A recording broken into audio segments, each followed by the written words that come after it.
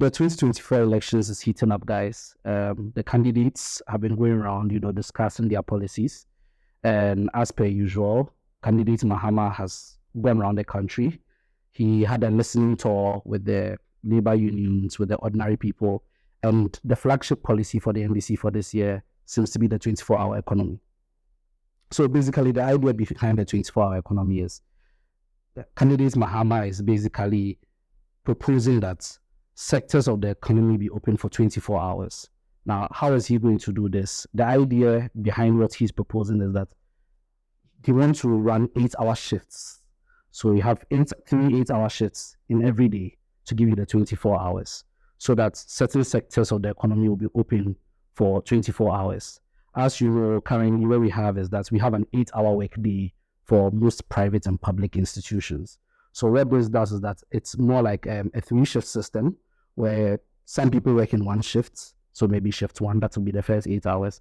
Another set of people work shift 2, then another set of people work in the 3rd shift. So that's basically what Mahama is, proposing in order to show up the economic situation in Ghana, to try and then, fight the increasingly depreciating cedi, rising food prices, falling levels of production in Ghana. So I don't know what you guys think about it, but that's basically what I want us to discuss today. Well, quite frankly, I think it's a major policy. I think that in every election, there is a central talking point. There's a major issue that needs to be tackled. And for this election, I think the major issue is unemployment, because we've got scores of people who can't find something to do. And the reason unemployment is a major issue is that, first of all, it's an indicator of how well the economy is performing. But secondly, unemployment has got a consequence on national security. You can't sit in a country and then feel like you are safe when, quite a huge number of young people in the country do not have anything to do to make money. So I think that is the central issue in this election, the unemployment issue. And the question for any political party, any political institution, whether you are NDC, NPP, Green, you are, Alan Chamante's party, the Butterfly Movement, if you are Chenda, the central issue that young people would want you to address is unemployment. And I think the reason the 24-hour economy is getting out of traction is that it is the single intervention that addresses the issue of unemployment. It addresses it surgically, because this will create a lot of employment for young people. And so I've heard a lot of people making claims about how the policy mechanics are problematic and all that. And really, I think I heard people say that the fact that the policy is good is the reason why so far you've not heard a very serious critique of the policy. What you get from people is an attempt to ridicule the policy. So there's been the watching, analysis and all that, which is really not what the party is saying. So I think Benedict has mentioned the issue that you've got a traditional economic system where people go to work for 8 hours. But in this particular system, you've got a single job where you've got 3 different shifts for it, but you still got 8 hours. I mean, people working for 8 hours. And really, I think it's a good one, because then you have a government or a government in waiting telling the citizens that we're going to deliberately ensure that private sector will operate for 24 hours so they can create more jobs. But I think that was really, really brilliant. So that's a very good policy for me, honestly. Yeah. I mean, I agree with you wholeheartedly. The reason why I really like this particular policy is that for every policy, it's very important that it affects every aspect of life. So when you take the 24-hour economy, for example, most people are looking at it from the point of employment, increasing employment, but it affects every aspect of livelihood in this country. For example, when you take something like the transport system, one of the major problems in Ghana is transport. People have to sit in traffic for a very long time. Now look at the 24-hour economy. Government would have to expand the transport system to get people from point A to point B at all times, and so that's going to improve the transport system. Now when we look at security, security has been a problem over the past 8 years, very big problem. Now when you have people working for 24 hours, there are people everywhere. That in itself makes the environment safe. Also, then you would have to beef up the security system, the security services, to make sure that at this point in time, whether it's 8 a.m. in the morning, whether it's 10 p.m. in the night, whether it's dawn, there's security, right? And so that's in itself is improving security. It's improving the transport system as well. You look at education. When you go elsewhere, you have students who are working. People who are in university, they're also working to support themselves. They don't have to rely on their parents, right? But then with the 24-hour system, they can go to school, have the entire day for schooling. And then after that, because they are shift after, they can still pick up shift, maybe a 4-hour shift, an 8-hour shift, so that they can make some money to support them. The reason why people are struggling, people don't even want to go into the university and they are sitting at home unemployed, is because when they go into the universities, the parents are thinking, so after they go, whilst they are in the university, they're not bringing in any revenue, right? Because they're not working. But then if this system is in place, now there are more shifts that these people can pick up. And then, they'll be able to bring in some revenue. Maybe not enough to pay their school fees, but at least accommodation, what they're going to eat during the day. And so I feel that the 24-hour economy doesn't only address the unemployment problem, but it addresses problems, across board. Yeah. Yeah, and I think from my point of view, one major aspect of the 24-hour economic policy I want people to really look at is the financial situation which the next government will find itself. Because at the time the NDC was leaving office around 2016, our national debt was a little over 100 billion Ghana cedis. As we speak now, around February 2024, our national debt was over 600 billion Ghana cedis. And that means that the next government is going to inherit an economy that they wouldn't be able to employ a lot of people on its own. There is very little fiscal space for the government to find its feet or move around. What the 24-hour economy is going to do, in my view, is that it is going to create an incentive for businesses to employ people. Now, with these businesses, they have been hesitant in employing people because they do not have the means to produce a lot. And this is because of taxes and the cost of production in the country. Now, according to former President Mahama, what the 24-hour economy is going to do from the government's is to lower these taxes and allow these companies or the private sector to operate fully at their maximum production level. What that is going to do also is that because these bodies are going to produce at their maximum output, there will be the incentive to employ people. Now, one other issue this is going to address is the purchasing power of Ghanaians. Now, the businesses have always said that, look, if we produce at our maximum output, people may not be able to buy us. So we'll have goods available and no one buying those goods. Yeah, exactly. So with businesses now able to produce at maximum output, it cures the issue of unemployment because they will need to rope in people who are currently unemployed. Now, when that issue is resolved, the goods that are produced by these businesses, there will be a ready market in Ghana to assess purchasing of power of people will be high now and they can buy these goods. Now, one other thing President Mahama has said is that to develop any economy, you have to find local substitutes for your inputs. For example, when you take rice, currently, Ghana imports about 50% of the rice that we consume locally. It means that there is a high demand for rice, but there is low production in the country. What the 24-hour economy is going to do is that it is going to create an incentive for producers to produce more. So aside those who go on the farm and grow these things, we need industries that would now make these goods readily available to the masses. There will be an incentive for that. So if we're able to reduce the imports from the 50% we take outside to let's say about just 20 or 30%, we are raising revenue within our country that can be spread across all sectors, including the people who have gained from employment. So I think when you look at the 24-hour economy closely, it is one that addresses so many issues that a lot of people have not really averted their minds to. Yeah. If you look at it closely, aside unemployment, addressing the issue of unemployment and addressing the issue of productivity, it will also place Ghana at the forefront of global production when it comes to some commodities that we grow on our own. Look at rice and look at, let's say, tomatoes, some of these vegetables. We're able to produce on large quantity. Then we can move it from our local setting and then put it on the global market. Okay. But I think that there are 4 critical issues that are on people's minds so anytime this policy is mentioned.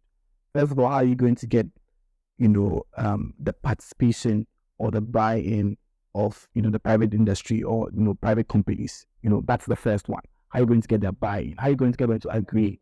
The second has got to do with security. We're asking questions. Okay, so we go to work from 8 to 5 and everybody goes home. Now you're asking people to create other shifts where they can work after 5 and all that. How are you providing security for those people? The third one has got to do with the supply of power.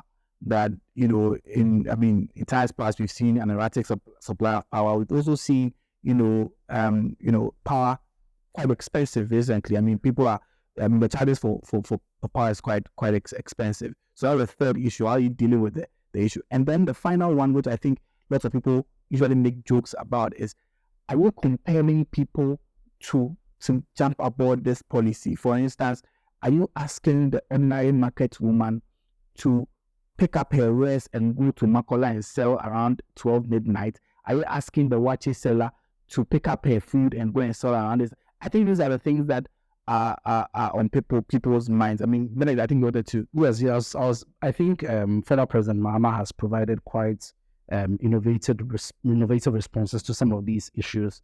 For example, one, how do you get the buy-in? The private sector buy-in, and basically some of the things that he's talked about is one, some form of when it comes to the electricity, for example, that leads to your third point also, the power consumption. I think the policy that they are pushing forward is that you pay as you consume, and then for the people that are going to buy into this 24-hour economy are going to have specialized meters. That's one of the things that he's talked about, to be able to make it easier for them. He will also address the issue of the security. That basically, obviously, a byproduct of this would be that we'd have to improve security, especially at night. So, some of these concerns about, going out at night, what's going to happen to me, some of these things are addressed. Now, the most important thing for me is that the policy is, we're in a largely capitalist market in Ghana. So, the policy is very capitalist in this, from the way former President Mahama has explained, it's very capitalist in this application, in the sense that nobody is compelled. So your mother, your grandmother is not being forced to go to the market at 12 p.m. What the former president is basically advocating for is to create an enabling environment that would make your grandmother wants to go if she wants to go. And if she goes, so that she'll be able to make the money that she anticipates that she would want to be able to make within that space. So that's basically what this policy is. It's basically an idea to basically put incentives into the economy. Yes, to create that enabling environment for people to be able to go into that 24-hour economy, to be able to, like, as much as possible, produce over the course of the whole 24 hours. So these are like some legitimate concerns. Let's turn the security a bit. I think that the issue related to security in itself is screening employment. Because to provide security for companies that subscribe to your 24-hour plan, you need to, have the security apparatus in place. So first of all, we're already looking at the Ghana police, which you may have to actually beef up by creating employment for people to be able to join the police service. That's already established. That's government responsibility. But the second part of it is private security, where you have a lot of private security organizations springing up, because definitely there'll be a lot of companies that will need their services. If a lot of private security organizations are springing up, that is employment for people. So then a lot of people will be getting jobs, because they are providing security for these companies. And that in itself, like I said, is an opportunity for employing so many people we have no idea about. I think that you want to say, I don't know if you guys have seen that news report that came out recently about the security agencies. They had like about 8 times the number of applications and spaces that they have. So like I was just closely related to what you're saying. That there's high interest in the security agencies, like year after year. And so this is one of the things that we'll actually be able to deal with. So yeah. So I think I want to talk about the issue of whether the policy is going to compel people to come out at night. What I've realized, at least when we compare ourselves to other economies outside, or the Western economies, if you are a business and you have the capacity to go 24 hours producing throughout the day, I think if you don't buy into a policy like the 24-hour economy, there is a high possibility that your competitors will leave you behind. Yeah. So that in itself will create an incentive for businesses to want to do that. So think of it this way. If you're a company producing maybe bags of rice, and you are producing just 1,000 in 8 hours, now you have the chance of producing 3,000 in 24 hours. And you decide that, okay, I'll do only the 1,000 in 8 hours. And your competitor now is doing 3,000. Your competitor is outgrowing you on the market. And that alone will cause you to readjust your internal policies to produce to match what your competitors are doing. Yeah. So I think the key thing is the governments provide the enabling environment. If that happens, the policy is not compelling you to do it, but businessmen will see the need to jump onto the policy and then produce at their maximum output. Now, the other thing I also want to touch on is, look, practically, I have had a chance of dealing with people in the maritime space and then the port area. Now, if you are someone who is importing goods into the country, most of the services provided at the port ends at 5 p.m. Mm-hmm. Now, if you are bringing goods into the country, you have a contract with the shipper who is bringing, the shipping line, which is bringing the goods into the country. And that shipping line has a contract with you. The contract will stipulate that it's giving you around 13 days to clear your goods. Sometimes 8 days within which to clear your goods. Now, the 8 days or 13 days you've been given, it's actually not 13 days or 8 days because it ends at 5 p.m. So if my goods arrive at the port and I want to clear the goods, I actually have 8 hours in 5 days, across 5 days to clear my goods from the port. So if I go at like 2 days, yes. essentially. So if I go at 6 p.m., I won't have access to it. Now the problem is that by the time your goods will leave the port, the kind of bureaucratic system that we have, by the time your goods leave the port, not through your own fault, but you'll be suffering demurrage. You have to pay penalty for your goods delaying at the port. Yeah. What the 24-hour economy is going to do specifically for that industry, which brings in a lot of revenue for the government, is that now, if my goods arrive at 6 p.m., and I can go to the port at 8 p.m., 10 p.m., and I'll have someone there, I'll have the service provider there ready to provide the services to me. So it sometimes baffles me when people talk about the fact, people try to ridicule the policy. By looking at the fact, why are you going to compel governments, service providers to also work 24 hours? The key thing, and as former President Mahama has mentioned, is that obviously it is not every industry that can participate in the 24-hour economy. So I'm not to cut you. I think that's an important clarification that should be made.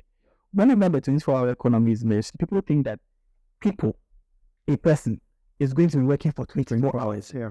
It can be really strange interpretation of a policy like this. That, hey, so we're going to be working for 24 hours. Hey, so my mother will go to work and then I started seeing arguments in social media about how this will have impacts on families. Yeah. He is asking anybody to work for 24 hours. That's in the policy. No, so based that the policy is not addressed. I think recently on social media too, I saw the NPP's parliamentary candidate for their Delta constituency also mentioned the fact that the salary of one person is going to be shared between 3 people now. You see, so it's an attempt to throw dust in the eyes of the public. And I think the people must pay attention to the specific words that are being spoken by the person who has the vision or who is bringing out this policy. And it clearly shows that there are certain sectors of the economy that are underperforming because there is huge space for that sector to operate. But because of that fixed system where we only operate within 8 hours, those sectors are not meeting their maximum potential. So that's what I think the policy would address. Yeah, so I wanted to touch on the compelling, there's a section of the public who may not want to work for more than 8 hours, and that's the reality. And the reason, we need to look at the reasons why they do not want to work for 8 hours, right? First of all, security. Nobody wants to go and set up a shop or a place of work and have the place attacked or robbed, right? And so that's the first reason why they may not want to go beyond the 8 hours. Secondly, transport for them and for their prospective customers may not be readily available. The third thing is fatigue, right? They themselves may not want to go beyond the 8 hours. Now, what the 24-hour economy does, right, is that it incentivizes the system. And so for such a person, they know that if they are working for 8 hours, they are making profits for 8 hours. If they are working for 12 hours, they are making profits commensurate with 12 hours. And so they have the money, or they have the capital to employ more people, pay them, and still make more money, right? And so you don't have people doing more than 8 hours. One worker does 8 hours, subsequent worker for that same particular establishment does the subsequent 8 hours, and so on and so forth. With security, even I wanted to cut in when Theophilus was speaking, with the security service and everything, even the fact that there are people available, there are people, just as regular people, available at site 24 hours, that's security in itself. Crimes go on most likely when people are not around. And so when people are there, that's in itself is security. And then maybe you can add on, beefing up the security system and everything. And so if someone, a business owner, right, knows that there's security, there's proper transport, then they would want to, extend their business hours. And so they don't feel compelled. But then they realize that, no, this is a very good opportunity for me to run my business. And so I can do my 8 hours, be at home, and my business will still be running because someone has rested for the other parts of the day, and it's now starting their 8 hours. And so at every point in time, all workers in that particular establishment can spend, good time with their family, can go to school, can do all that they want, and still have enough time, to focus on their jobs and make money. That's, improving the lives of Ghanaians. Yeah. Okay, so I think one other thing I see on this is the issue of employment. So let me just come back to that. So whenever we talk about unemployment, we lose track of the issue of underemployment. See, there are a lot of people who seem to be employed, but actually we count them among the employed people. But most people in Ghana are actually underemployed. Now, when you look at a lot of Ghanaians who go outside Ghana to work, most of them are able to do 2 or 3 jobs to meet the financial potential that they want to have in that particular economy. The problem is that for most Ghanaians, within that 8 hours, you are not able to provide for yourself and then for your family. Mm-hmm. You have the potential to do maybe 4 hours more, to do maybe 3 hours more. What the 24-hour economy now provides you is that you have the chance to work more than one job. So you may have one remote job at home, for instance, that you close at 5 p.m. Then after that, you may have another job that you can go out to go and do. Maybe that ends around 8 p.m. or whatever. That allows you to have more financial space within which to provide for your people. So I think when the discussion is being, we need to also think about those who are underemployed. When we bring them in, we see there is a real issue of unemployment that 24-hour economy actually is going to.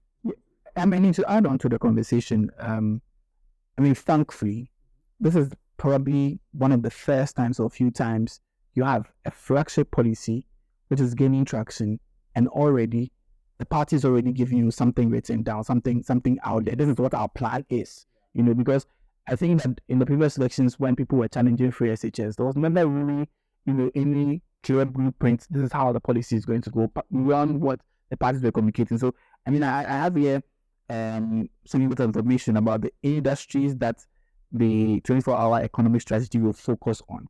Now, they say it is not exclusively, but it will focus primarily on this industry. So you've got 24-hour agro processing, 24-hour pharmaceutical industry, which is very important. You've got 24-hour manufacturing industry, because a lot of our projects are struggling because the contractors or the people doing the construction just can't go there at night. You've got 24-hour construction. I think I've mentioned the 24-hour extractive industry, that's mining and quarrying. You've got 24-hour sanitation and waste management. And like I said, the problem is that anytime you mention these things, it's a serious stuff, but then people find a way to ridicule it. Because you find, construction, you find sanitation activities going on during, the afternoon, during the day when people are also going about their other business. You got 24-hour others and hospitality industry, 24-hour digital startups and business process outsourcing, 24-hour financial services, 24-hour retail centers and modern markets, 24-hour transportation services like Eben mentioned, and then you've also got selected public institutions with large customer traffic, such as ports and harbors like Leon mentioned, customs, passport office, DUMA, among others, will be part of the 24-hour economy. And the third one is that the 24-hour economy will also affect also implemented within the context of other national development initiatives such as agriculture, provision of affordable, efficient justice delivery. Like we've started seeing, near the dental courts is running a shift system there. Now you can also go at 2 p.m. and then the cases being heard. among the other things that the policy talks about. So for me, I think this is a policy that the party is putting the money where their mouth is.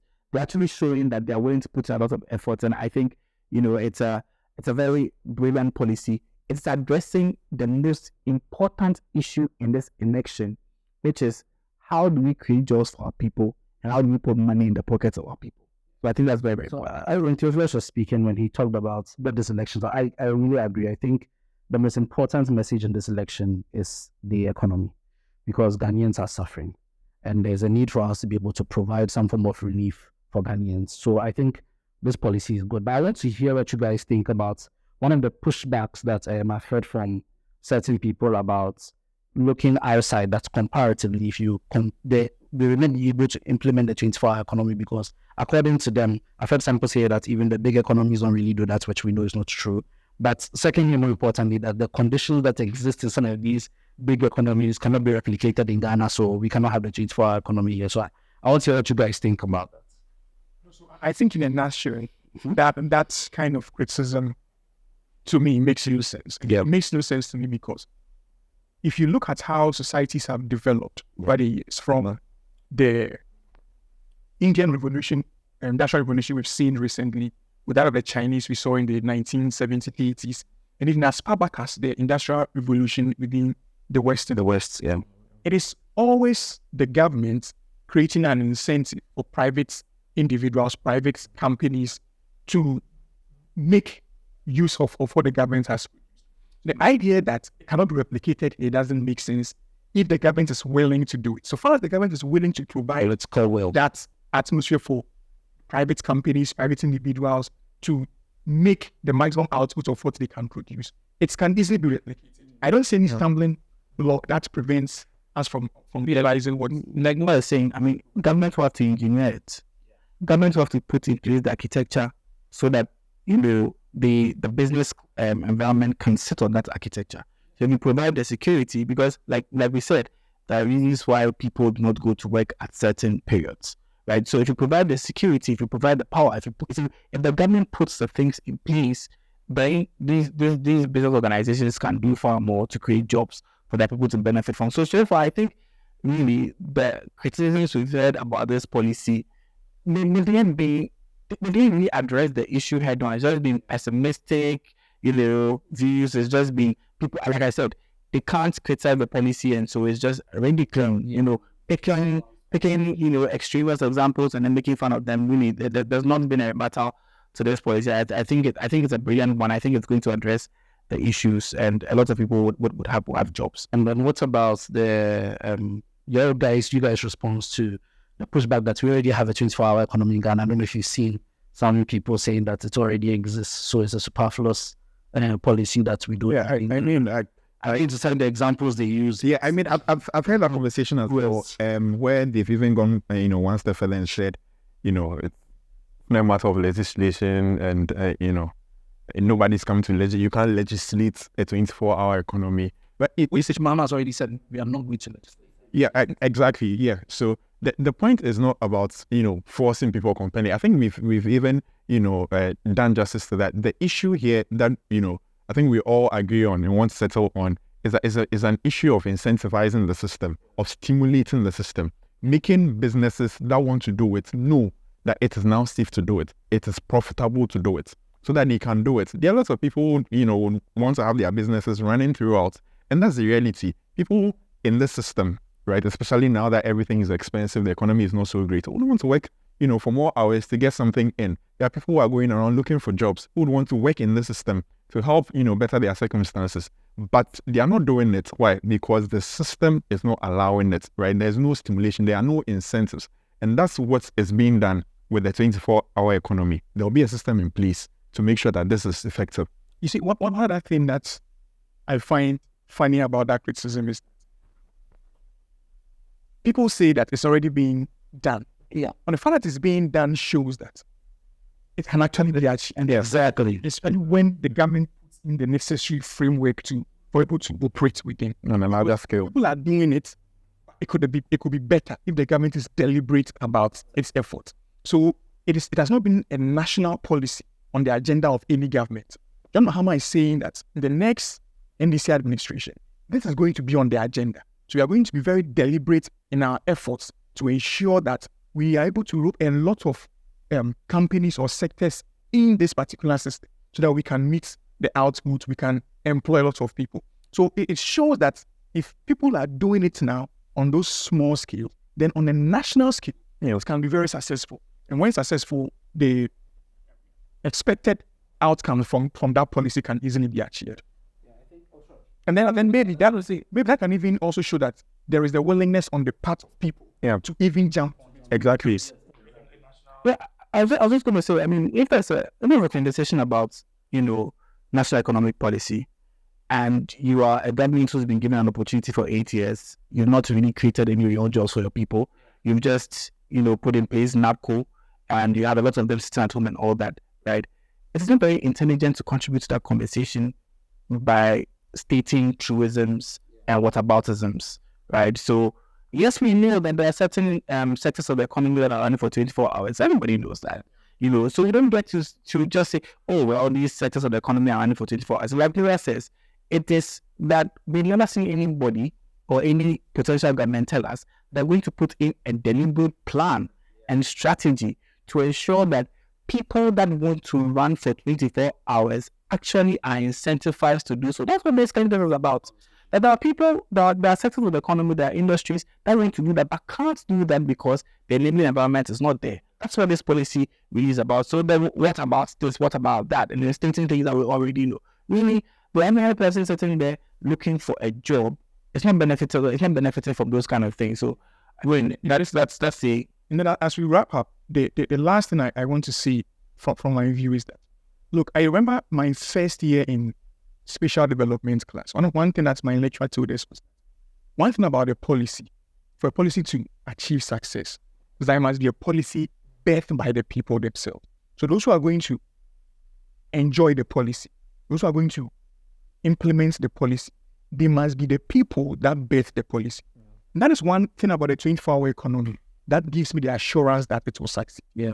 This is because, like Benedict said when we started, John Mahama did not sit in his house like an armchair policymaker and then decide that let's say they have a 24-hour. He went around speaking to the major players in the industry. Yeah. And they said that it's going to be a game changer. And they've supported. And these are the people that said that, look, these are our issues. That's the reason why we are not able to produce a lot. These are our issues. That's why we are not able to employ people.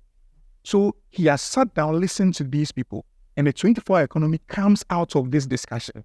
So those who have to play a role to ensure that the policy succeeds, they're the people that led the discussion to bring about this policy. Why would they not engage the policy to ensure that it succeeds? So it clearly shows you that for the first time, we have a flagship policy of a government or a candidate, and that policy is backed by the people who are going to vote, who are going to participate in that policy, and those people have a stake in ensuring that the policy succeeds. There is no way the policy can fail. All that we need is the political will from the president at the time. And John Mahama has said time and time again that he's going to make sure that this policy succeeds. He's going to give his all to ensure that this policy succeeds. So guys, any final words, maybe? Yeah, I mean, obviously, it's a very good policy. From our discussions here, I think we may move on from 24-hour to 24/7. Because as Noah was noting, now businesses can operate for 7 days in the week for 24 hours. It's not just, business days from Monday to Friday. And that Saturday, Sunday, if something is burning, everything is closed. No, it's a 24-hour, 7 days a week. And so it's a very good, thing that Ghanaians can, should hop on, and it will improve our circumstances. Yeah. Yeah, and I mean, I'm probably going to wrap up by saying that, a policy is consequential in an election when you have opposition constantly attacking it.